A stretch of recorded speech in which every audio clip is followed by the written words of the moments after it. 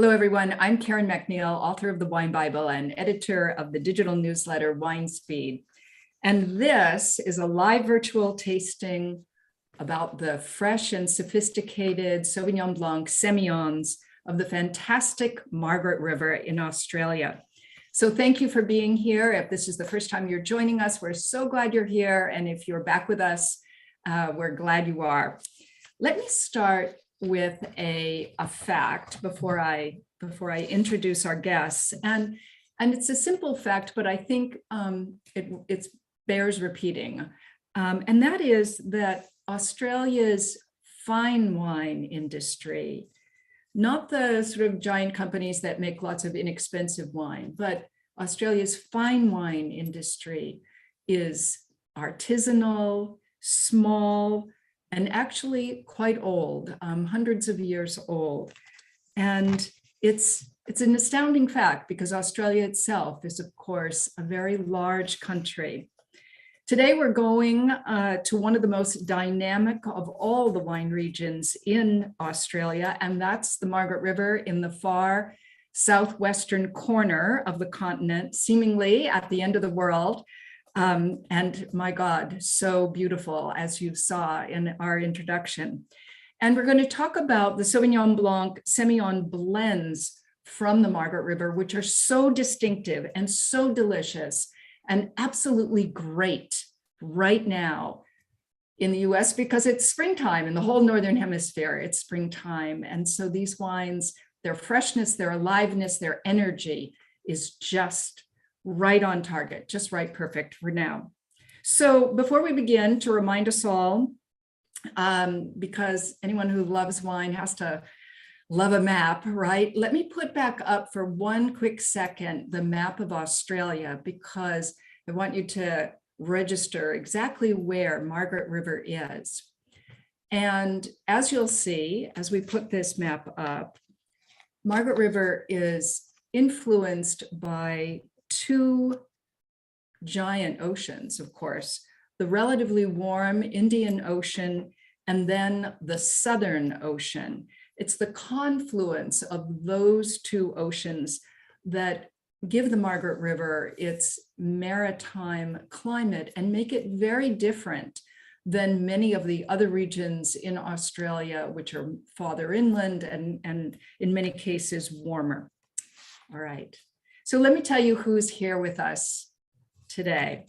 Coralie Lewis is the winemaker of Cape Mentelle. Hi, Coralie, glad to have you. Hey, everyone, thank you for having us. Absolutely. Travis Lemm is the winemaker and general manager of Voyager Estate.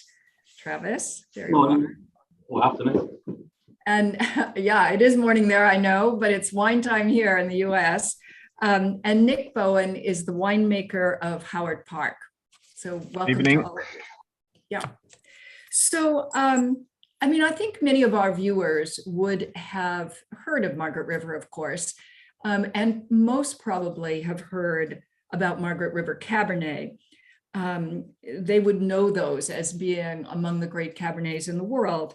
But I'd like to begin then with why the Margaret River is so good for Sauvignon Blanc and Semillon. And I promise we'll get to the histories of your wineries in a minute.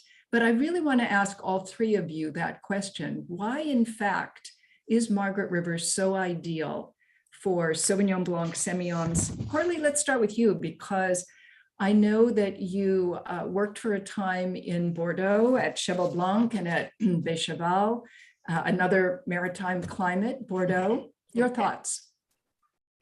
I think Margaret River is a location, and the climate is just amazing. You know, working in Bordeaux, the climate is quite similar with a lot more rain and humidity. The disease pressure is higher. Here we can, you know, it's a beauty. You have 3 wine regions from France in one place, and be able to grow Sauvignon Blanc, Semillon in a climate here. It's just amazing, and the soil is quite different. You know, I was mentioning yesterday to Trav about Sauvignon Blanc Semillon in France. The soil is different. It's more limestone, and you don't have the same purity and density that we can have here. So, you know, it's all about diversity and how to express what you have in a glass of wine. So I think, yeah, Margaret River's got a, you know, good good terroir to produce Sauvignon Blanc, Semillon, and all other varieties. Travis, jump in here. What would you say? Yeah, Coralie's hit it there perfectly. The climate for me is the key. I mean, you talked earlier in your introduction, those ocean influences for us are huge. You know, we do have some nice warm sunny days, lots of sunshine hours, but we also have that amazing sort of air conditioner off to our south, you know, being that the Antarctica is our closest neighbour. So we've got these amazing cool breezes that take the heat out of the vineyards at night time. And that actually helps us hold that acidity in all the wines that we make. So that's a really unique thing for us. That is an incredible statement. Antarctica is your closest landmass. That's an astounding statement, just to register that. My God, because, you know, I think for those of us in the US, we sometimes, you know, we think Australia, and then sometimes we think Barossa, warm, really, you know, thick and jammy Shiraz. But Margaret River is turning the binoculars completely around. Nick, jump in on this. Why is Margaret River so good for Sauvignon Blanc and Semillon? Yeah, I think climatically and certainly the soils that we have at our availability, you know, there is a diversity, a real tapestry of different microclimates, but that moderating effect from the ocean allows really lovely, long, slow flavor development. And I think in high quality white wines, that's essential. Having spent quite a bit of time in South Australia, the comparisons there, you know, obviously not as maritime, and the ripening window is really quite short in those areas like sort of McLaren Vale and Clare, and to an extent Adelaide Hills. Whereas here we do have a long ripening window, great flavor development, and the ability to pick out and craft our wine styles according to the flavor profile of when we pick. So I think that they're really important hallmarks for high quality white wine. But I think as well, one of the other strong points is that of the culturally, how we consume our wines as well certainly has an influence. You know, we're close to the coast. I'm sure Travis and Coralie like to go and have a fish every now and then as well. And we've got a great wealth of wonderful seafood at our doorstep. And these wines just match perfectly with those kind of foods and the lifestyle we live. Would it be correct to say, Nick, then that that long growing season that is allowed by virtue of being a relatively cool climate and a relatively mild climate, that long growing season does in fact allow you to be known for Chardonnay at the same time that you're known for Sauvignon Blanc and Semillon, because Margaret River is also known for Chardonnay. Yeah, absolutely. Yeah, I think that again, that the climate that we have, that long, slow, mild ripening window allows for high quality white wine production. So quite a few different, you know, emerging varieties are coming out of Margaret River as well, that are white varieties that I'm looking forward to in the future. Chardonnay is obviously one of the more renowned varieties in the region, and I've often wondered what Chardonnay would be like in Bordeaux, being a slightly more maritime climate as well. But yeah, I think we've got some fantastic pockets of our own terroir that we can craft our wines. Somebody call France. We need to know what Chardonnay in Bordeaux would be like. This is heresy. You can't say that. All right. Let's talk about your wineries for a minute. And Coralie, let me go to you first, because Cape Mentelle, actually all three of your wineries were very much pioneering wineries in the Margaret River.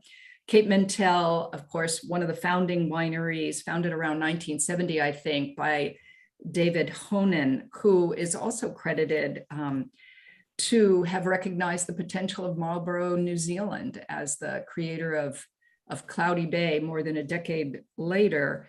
But tell us briefly about the founding of Cape Mentelle. Yeah, so back in the 1970s, David Honan created Cape Mentelle with his brothers, and he had a strive for exploration. He wanted, you know, was a bit of a revolution at the time. You know, the paddock were for cows and not for grape. But he traveled to US and traveled to France and realized, you know, there's a potential here. Looking at the Marie tree line, which is indicative of a good soil, it's like we're gonna plant vineyard and we're gonna go crazy and try and take the risk. And he was, you know, a risk taker. And I remember a quote from David Donnan. He says, "The wine is a journey, and I don't want it to end." And it's the same with us now. Like we're part of the journey, and we're just adding one more stone to the building. And it's just amazing the exploration that David Donnan started. He did work also with a few people in Bordeaux to, you know, to refine his Sauvignon Blanc Semillon. And as you said, he developed Cloudy Bay in Marlborough. So he had a passion for all varieties, and he's done quite well. So just talking to him, it's just amazing, all the story here and why he was, you know, quite a revolution. And I think it continues with us as well. You know, we challenge the study because there's never the same wine every year. With how can we make a finest expression of our terroir? We've got 3 different vineyards, 3 different sites, and the blocks. Every blocks are different. So it's how can you express each site in a masterpiece, basically. And we'll So get it's to that just- let us get to that in just a moment when we jump into the tasting, Coralie. But Travis, let me ask you about the founding of Voyager, because Voyager was founded not that long after, I think around 1978, right? It was where I'm sitting now on the original estate was 1978 plantings, actually by a family who were known as the Girardis, and they sort of set about establishing much on the same principles, trying to find the right soils primarily, and then what varieties go. And it was pioneering. You know, we look at some of the vineyards that we've still got from that era, and some of them we wouldn't do that way again, and some, you know, coincidentally we would. So they did pretty well and pretty amazing things with not a lot of resources at the time. So, but Voyager itself was started in 1991 by a man named Michael Wright, and he's actually a teetotaler. So he wasn't interested in the wine, but his passion for soil was probably what drove him. And he loves the theory of being able to farm something and then see the end product. His history was more in grazing. So to be actually, you know, to see something grow from the ground, produce a product, then control the selling element was what actually fascinated him. So, but much like Coralie said, you know, the pioneering aspect was huge. And it's what we try and continue today. You know, we're just trying to identify the right soils, the right sites, you know, put the right material in there and the right varietal mix and see what happens at this stage. So we're still a relatively young region at heart. So. Yes, definitely. Nick, let me have you jump in here about Howard Park. Sure. We were established in 1986, so a little bit younger than some of the other 2 producers. And actually, our home was in Denmark, about 4 hours south. So Howard Park prides itself on being both a Margaret River and Great Southern specialist. So and that other Denmark, right? Yeah, other Denmark, yes, not the one in the Northern Hemisphere, a slightly smaller town.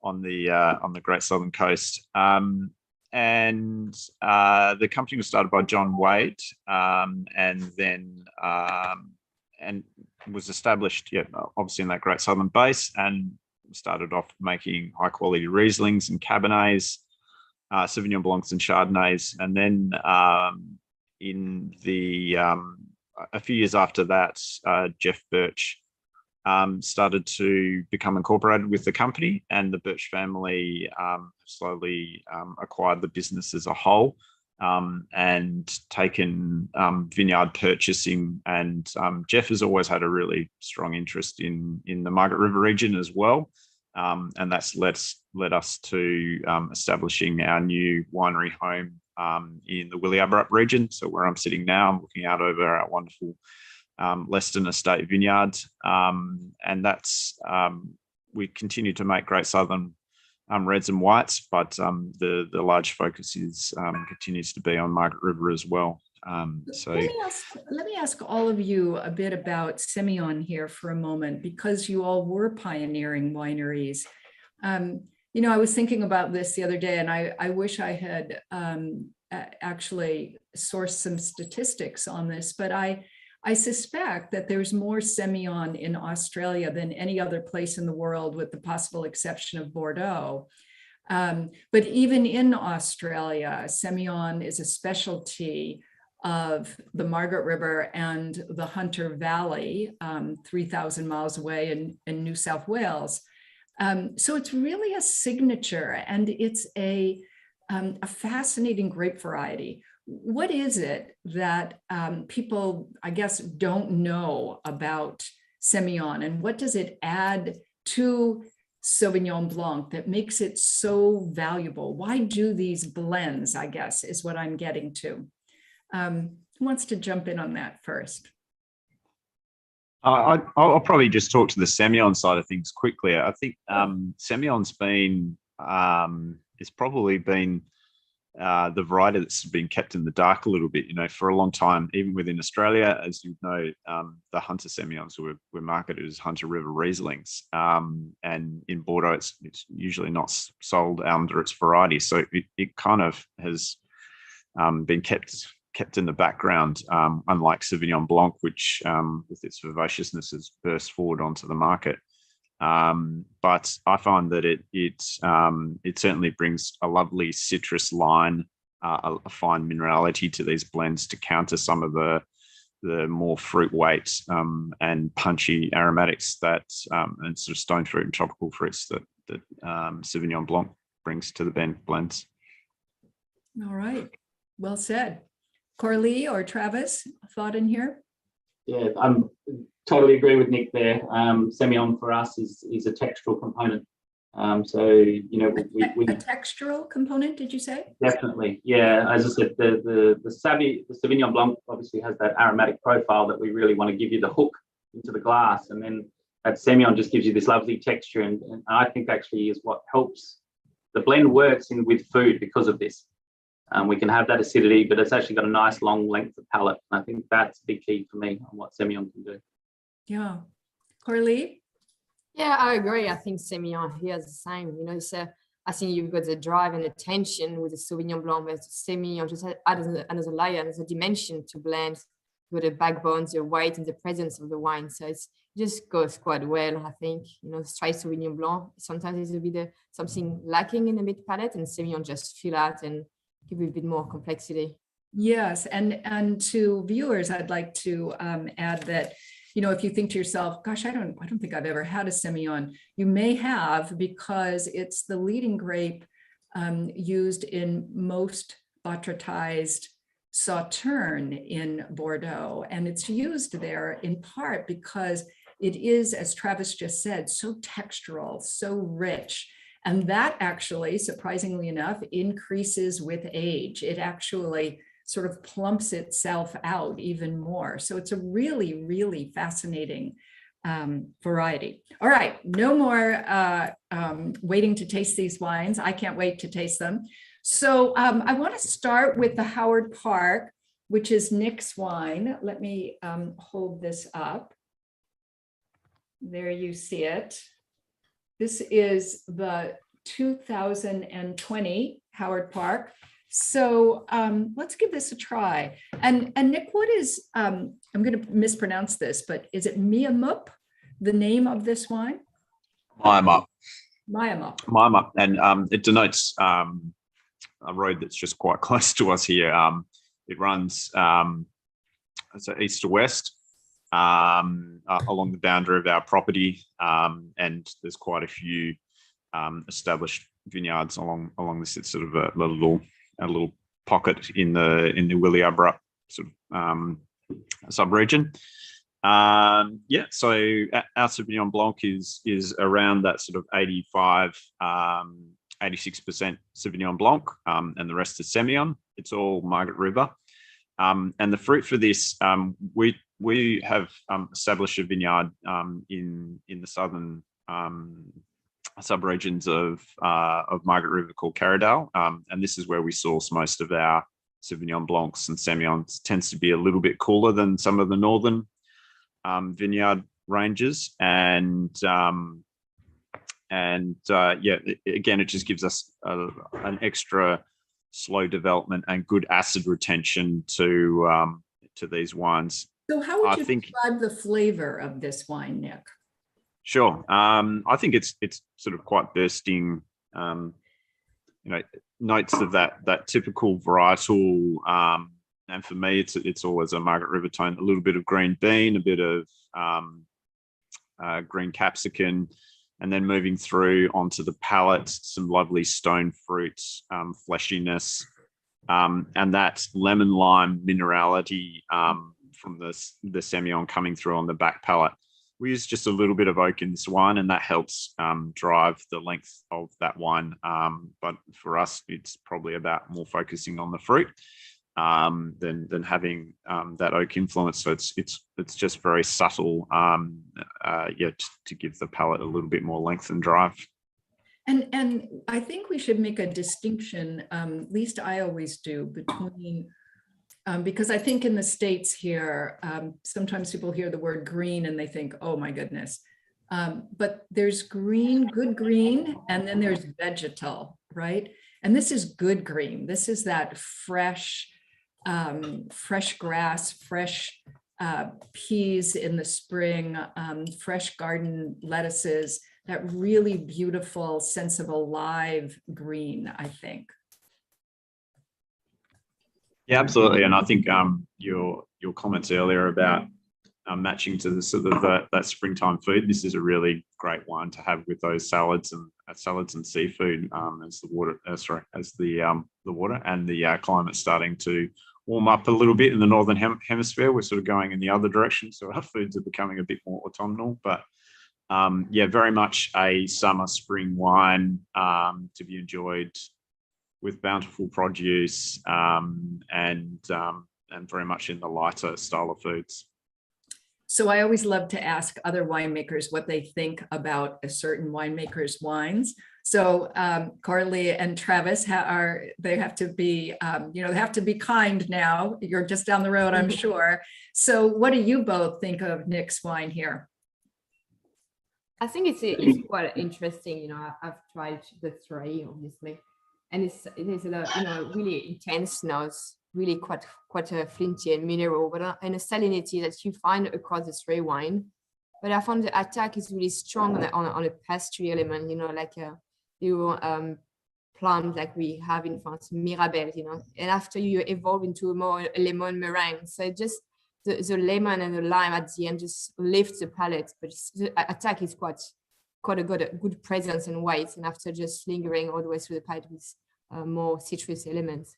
This is such a good word that we don't have in the US, the attack of the wine, right? The first immediate impression of the wine and how galvanizing that can be. I agree. It's quite beautiful here. Travis?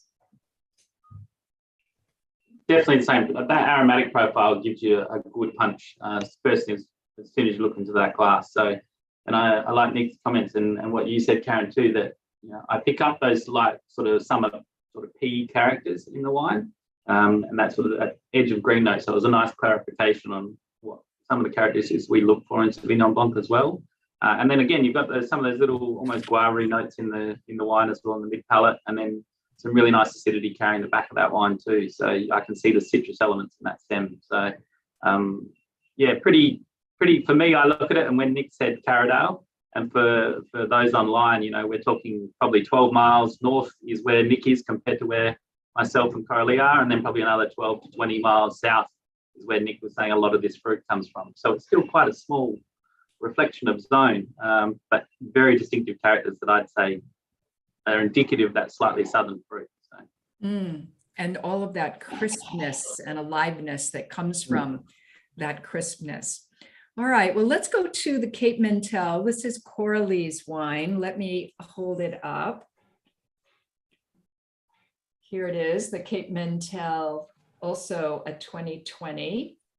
And, Coralie, I have to definitely ask you this question, although I want to ask it to all of you, but with Coralie to begin, because of the connection to Cloudy Bay. And that question is, in the Margaret River, Sauvignon Blanc is not at all like Sauvignon Blanc in New Zealand, right? How would you describe the two differently? Because I think a lot of people think New Zealand is close to Australia, which in fact is wrong. It's at least 1,000 miles away. But quite still, far away. yeah. Indeed. I think it's again, you know, it's a terroir and a location, a climate, all these elements. You know, we're close to the ocean here. Cloudy Bay's got more hills around it, and it's a different soil. You know, I get always asked the question, being French, oh, what is the thing about French wine and Australian wine? You know, they both, it's like you compare citrus, a lemon and an orange, both citrus, but totally different. So same, you know, you have different influence of climate and different expression of your soil in your terroir in a glass. Yes, Cloudy Bay is the Sauvignon Blanc focused, and here we have the ability to play with Semillon, which I think is a great element, a great addition to the wine that's add a bit more complexity, or at least differ from what Sauvignon Blanc can be. And I think at Cape Mentelle, so we are not far from Carida's vineyard, as Nick mentioned before. We are south of Margaret River. That's where we source our Sauvignon Blanc and Semillon. So we have what we call a crossroad vineyard, which is about 8 kilometers from the ocean. So the influence of the ocean is quite huge there. So as we said earlier, it's warm and hot in summer. We've still got a cold evening, and same with our vineyard, more inland, 16 kilometers inland. It's really quite chill at night, and that's, you know, preserve the aromatics, preserve the acidity, and to have all these different components to play. We're trying to layer these elements and into the wine.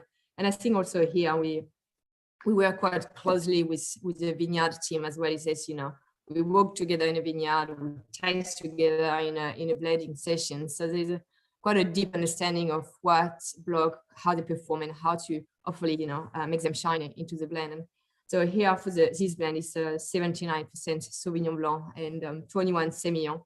And again, I think we can see different elements of what we have in a vineyard. But it's quite on the nose, quite potent, I found, and quite a mineral element, and a lemon, preserved lemon on the nose.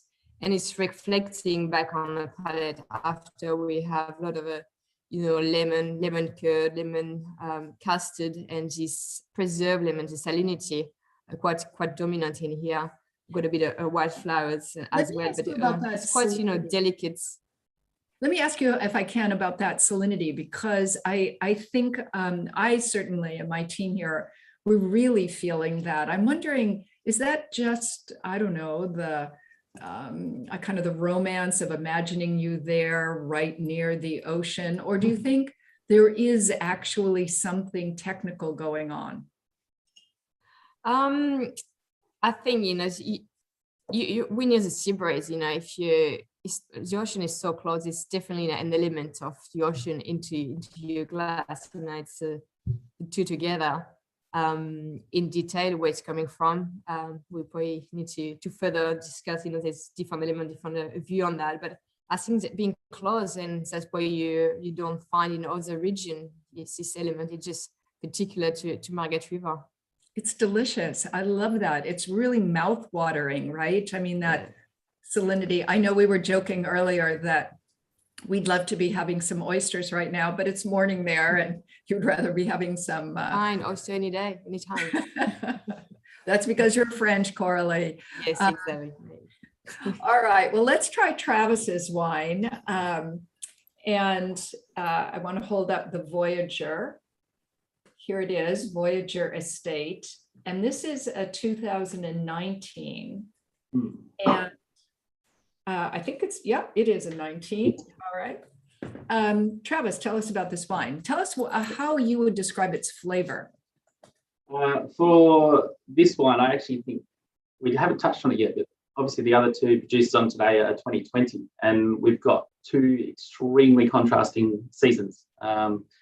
Quite a warmer year in 2020, and 19 was very cool entry through January period, and then a little bit of rainfall as well, and it was actually, if we talk about averages, almost 2.5 weeks behind what would be our normal picking dates. So again, Nick spoke in the beginning about that elongated ripening period. So in 2019, we've got a lot more for us, almost a citrus element dominance in the wine, so a little bit more of that sort of lemon basil note on the character of the nose, and then mid palate we go into that citrus element again, but more textural. So I think Coralie with Cape Mentelle has got that, I almost wanted to say oyster shell, and that really beautiful salinity through the wine and good minerality. And for us, I've got a little bit more textual element showing through. And if I talk back to that season as well, I actually think the Semillon was very, very strong as a varietal mix and very powerful in 2019. And our Sauvignon Blanc was maybe a touch more muted. So it probably sat in that slightly lighter spectrum of fruit flavors as well. But I can see a little bit of the oak in the back of that wine too. I think we ran about 10% new oak into that wine as well. Again, to give the wine a little bit of longevity and hold that Semillon component sort of pushed to the front. So it is about 30% Semillon, so probably the most out of today's wines. And that's pretty indicative of our style and what we're trying to do. Yeah. You know, that ability of Semillon to change with time, I think everything I've ever read, and in fact, everything I've ever tasted, suggests that Semillon really changes radically, even just after a couple of years. It takes on a kind of honeyed or cashewy character, kind of like if you can imagine honey without sweetness. I know that's a little hard to imagine perhaps, but there is something so uniquely textural and flavor-wise about that variety. So I'm sure it must be fascinating to watch this over time, this wine. Definitely, you're spot on there. The evolution of the Semillon is huge, and I think some years you actually find the Semillon can actually then dominate the rest of the wine as they get older, and the honey development is so true. And then for us, you also see sometimes a little bit of a grassy character come through, like a dried grass note, which I think is indicative of that variety as well. So I want to talk for a minute here about the acidity in these wines and the freshness. By the way, we're watching the chat here, and I think a lot of people are surprised that these wines are as inexpensive as they are. I'm surprised too. Guys, you should charge more, really. These wines are terrific. It's hard for us to believe that they're such a steal, truly steals. So let's talk about acidity and freshness. You are in a cool climate. You're certainly not anywhere close to the Australian outback. Right there, where two great oceans meet, lots of freshness, and as we said, even salinity, at least the perception of salinity in the wines. But I guess what I want to ask here is, what do you think acidity does for a wine? What does that do for its flavor? Well, for me, I think acidity in white wines, it's almost like the backbone. You can build your elements around the core structure. So if you've got an acidity that's imbalanced, and these wines have purity of fruit, which the acidity helps push to the front, but also they have that that mouth-watering sensation as well, which I think is in part played from the acid lines in the wine as well. So you get all the elements put together, and then that's across pretty much all white varietals from down here. So we're pretty fortunate in that aspect. Nick, do you want to jump in on this? Yeah, I think acidity is it's something that you've really got to watch when you're making your picking decisions. To an extent, Sauvignon Blanc can go through some real cycles of flavour troughs for me. Early on, you get into that really herbaceous period, and you can tend to pick quite early to try and retain that. And I tend to do a couple of picks where we'll grab a bit early to grab some herbaceousness, and then wait until the acidity starts to fall out a little bit, and you start to see the tropical flavours rise later on as the grape matures. But so that's something, achieving that balance in between sugar and acidity is something that I'm always aware of in the maturity of white wines. But I think acidity is a wonderful ability to reflect where it's grown as well. So sometimes you can get this lovely mineral acidity in areas that are mineral rich.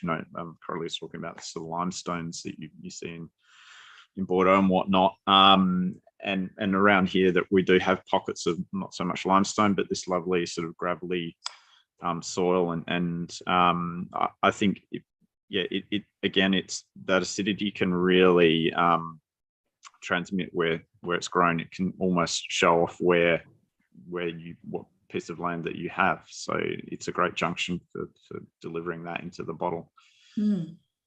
Coralie, want to jump in? Yeah, I think for me, the acidity is a word we use all the time here when we do a picking decision. We want to have tension. The acidity is the tension of the wines, the drive.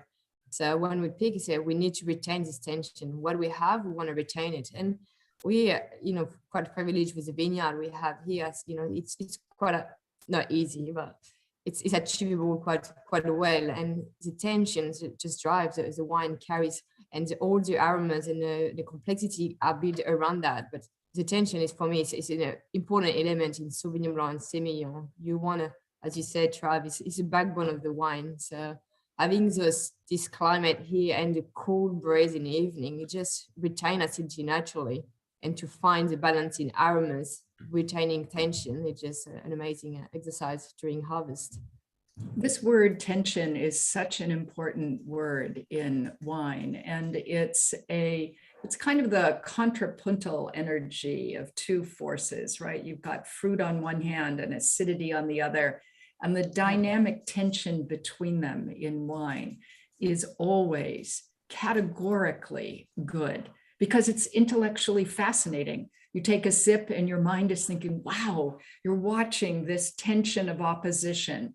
It is, and everything around it is building up. So that's the tension is quite a strong element with food and wine, as you said. You want the tension to cut through, some maybe a richer dish or spicy dish. So this tension is quite an important element. Well said, beautifully said. All right, let us a few last things. We've got lots of comments coming in on the chat here. I want to read one of them. No, this is a reference to Riesling, and it was interesting that one of you pointed out that in the Hunter Valley, Semillon was at one point just kind of, I don't know, badly referred to as Riesling, which didn't honor the greatness of Semillon, or for that matter, the greatness of Riesling. Greg says, for me, the salinity acts as a catalyst that intensifies the primary and tertiary elements that the varietal possesses. All right, Greg, you're laying on us some big words here. Anyway, salinity as a catalyst for intensity is, I think, a pretty compelling idea. So lastly, I want to ask all three of you, I know it's morning and you are probably just having coffee and, I don't know, a piece of toast, but ideally for each of you, what would be a great pairing with your wine? Nick, since we tasted the Howard Park first, what would you say? Something that you love. Well, I had this wine last weekend. It was obviously the Easter longer weekend. I got a couple of days off because we're sort of still in the middle of harvest. So it was great to spend some time with my family, and we had some squid, some locally caught squid, done in a Balinese style with a rocket salad, and that was bang on. It's a nice sort of, Sauvignon Blanc can have this slight rockety tone when it's a bit more herbaceous. So there's, that complemented it well, and the sweetness and spiciness of the squid. The Semillon has some nice cut through that sort of rich and sweet sort of flavor profile. So that was an easy choice for me. Wow. I mean, I don't think we can get Balinese squid here, but we could probably go with some kind of a shrimp dish done in the manner that might be done in Bali, and a rocket lettucey salad besides. Okay, I love it. Coralie, what about for you for the Cape Mentelle? There's many options, as I mentioned earlier. If you come to Margaret River, it's a tradition with oysters by the ocean. I think it's the start of an evening. So you can have Sauvignon Blanc Semillon for any dish. I'm probably quite a fan of cheese, obviously, being I grew up in France. So like for me, a goat cheese rocket salad is just great match. You know, you've got the spicy element from the rocket and the density and kind of a sharp cheese with then the acidity of the tension will cut that through. So it doesn't have to be a complex dish, just, you know, anytime. It's a great wine to match with good food, you know, local food, whatever you have around you. Or asparagus, as you mentioned, is a season. It works really well, I think. It's true that a worldwide pairing is, and of course, attributed to France, but a tangy goat cheese and a really tangy, high energy Sauvignon Blanc, fantastic. In this case, a Sauvignon-Semillon. Okay, Travis, what about the Voyager? What would you have with this? I think I'm going to just go to Nick and Coralie's house. Me I too. think they've summed it up perfectly. I was sitting there thinking, yeah, I actually like goat cheese, and then they got stolen, and Nick was on squid. So for me, it's the same. Any of those sort of light crustaceans, Coralie hit it well there. Like it doesn't need anything too complex, just something that speaks fresh of its place, and that seafood element. Any of them will work really well with ours.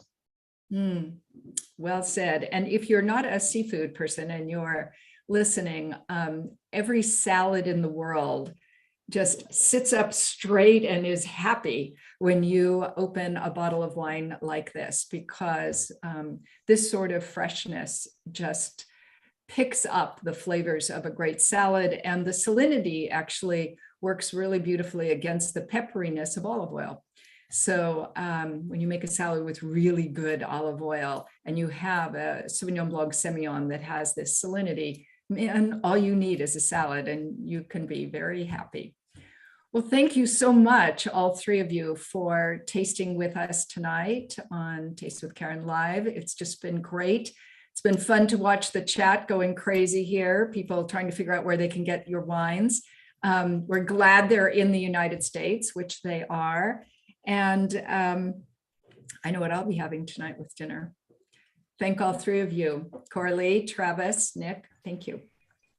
Thank you. Thank you very much.